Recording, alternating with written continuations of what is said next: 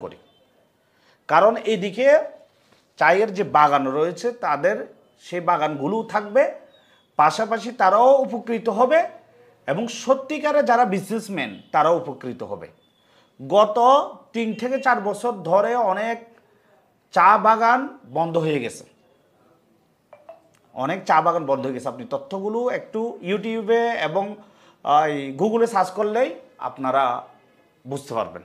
তো যাই হোক, এখন যে বিষয়টা হলো, আপনারা ধৈর্য ধরে দোকানদারকে বুঝান, দোকানদারের সাথে কথা বলুন এবং প্রত্যেকটা কোম্পানি চায়ের দাম বাড়াইছে।